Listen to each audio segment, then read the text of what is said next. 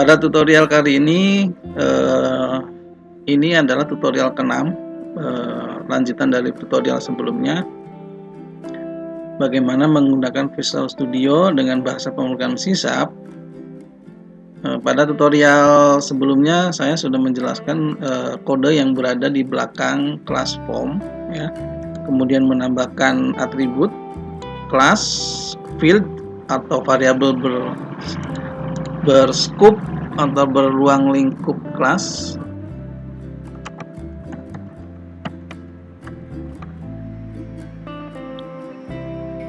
Kemudian membuat metode tampil form get nama. Ya. Selanjutnya saya akan menjelaskan bagaimana menambahkan sebuah form, kelas form atau kelas biasa. Ya.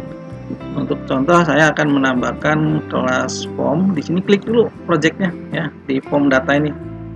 Klik kanan, kemudian add. Nah, di sini sudah ada Windows Form. Ya, kita klik, kemudian kita beri nilai, beri nama yang sesuai, misalkan form tampil. Ya, akan muncul form tampil.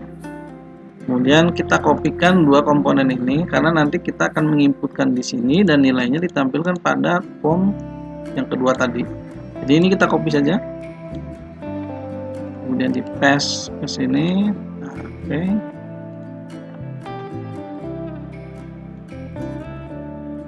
Kita bisa lihat di sini formnya itu form tampil. Nah, mungkin kita di sini bisa mengganti nama form satu ini dengan nama yang lebih familiar, misalkan input data. Seperti ini ya, kita yes saja. Nah, nanti di sini juga sudah langsung berubah. Ya, namanya input data CS di sini. Jadi dalam satu form itu terdiri dari desainernya seperti ini, desainernya desain, dan file kode atau file programnya di sini. Gitu. Ini pasangannya dengan ini. Form tampil juga sama, nanti kita bisa lihat, diklik di sini view code. Ya. Nah, atau kita buka form tampil, terus kita masuk sini, double klik. Nah, jadi form tampil desain dan form tampil kode di sini, ya, ada dua. Ini tempat kita menuliskan kode-kode programnya. Baik, selanjutnya saya akan menjelaskan apa itu instansiasi kelas. Jadi instansiasi kelas itu adalah membuat objek di dalam bahasa pemrograman berbasis objek. Sebelum kita menggunakan kelas itu, kita harus menginstansiasinya terlebih dahulu. Ya, kita akan mencoba menginstansiasi kelas form tampil ini di dalam kelas form input data. Ya, di sini input data.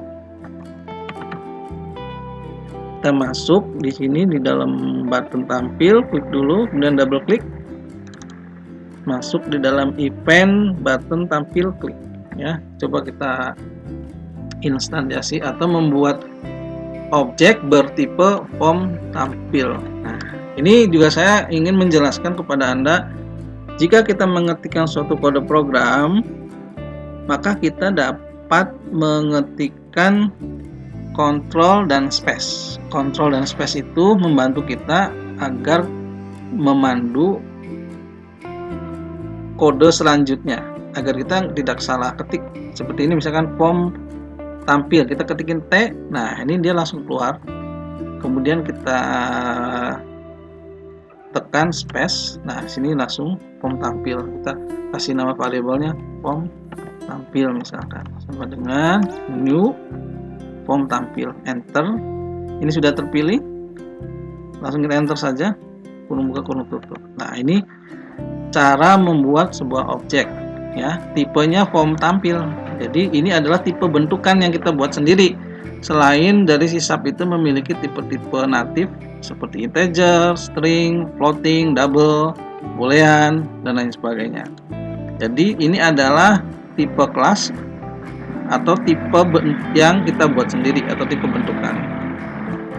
Nah, selanjutnya bagaimana menampilkan nanti inputan yang ada di input data ini, dua ini, nama dan email atau ke dalam form tampil ini.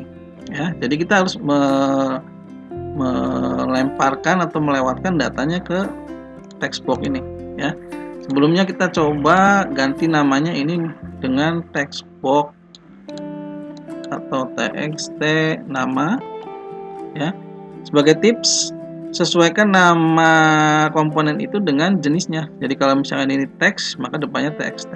Kalau label LBL misalkan ya, atau tombol BTN gitu, supaya Anda tetap familiar dengan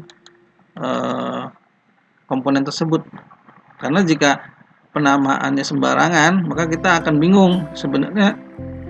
Misalkan kita beri nama di sini adalah email. Email ini apa tipenya gitu. Jadi kita kadang susah untuk mengidentifikasi. Tapi kalau di sini kita kasih prefix gitu ya, awalan, kita akan lebih familiar untuk mengidentifikasi komponen ini. Ya.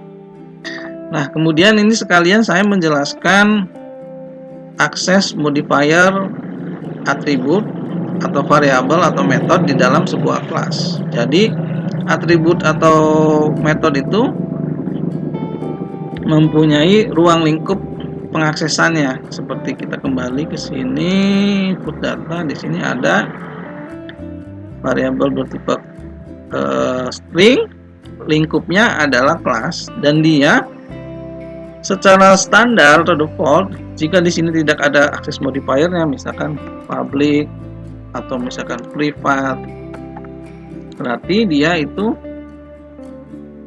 atau protected, dia secara default ini adalah private ya. Jadi variabel nama dan email ini tidak bisa diakses oleh kelas di luar input data ini. Begitu pula dengan metode void tampil form dan get nama ini tidak bisa diakses dari luar kalau di sininya tidak diberikan akses modifier public misalkan. Itu. Jadi standarnya itu dia private. Kita tambahkan di sini misalkan public. Oke, balik lagi kita ke tujuan utama kita, ingin melewatkan inputan data ini ke form selanjutnya. Yakni di form tampil. Ikuti terus tutorial dari saya di video selanjutnya. Terima kasih.